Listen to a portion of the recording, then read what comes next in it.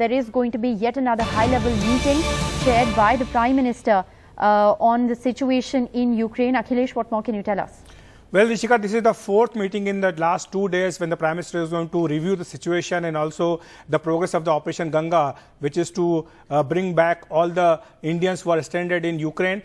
Still more than 10,000 people, they are still there, and the government is trying its best to bring back all those who are still there. And in the latest advisory this afternoon, the Indian Embassy in Kyiv has asked all the students to, immediately leave the city as soon as possible, because they are fearing that there may be a large-scale operation by the Russian forces on Kyiv. So that's why the Indian government is trying its best to bring back all of them. In fact, Prime Minister has this morning asked the Indian Air Force to depute the C-17 aircrafts, which are basically the cargo airplanes, and they will be going to the neighboring countries of Ukraine to bring back all the Indians safely. And the 4 ministers who have been deputed there, some of them have already left this morning, and some of them are leaving this evening, and they will be going there and reviewing and monitoring the situation in the neighboring countries. But the challenge before the government of India is to bring all those kids and students who are there in the various cities to the border, the Ukrainian border, and that transportation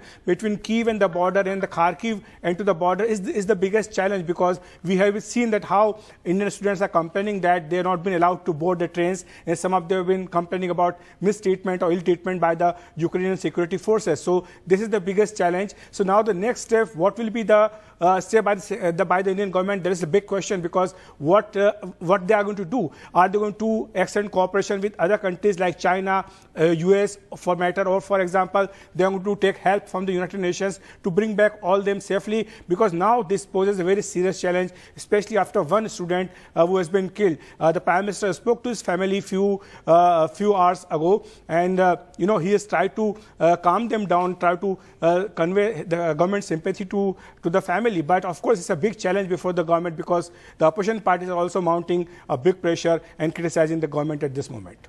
Well, absolutely. The government really does have its task cut out. Akhilesh, as you're reporting, the Prime Minister has taken a very serious note. The 4th meeting in a span of just 48 hours. We'll continue to track the details of that story. Thanks very much for joining us with that update.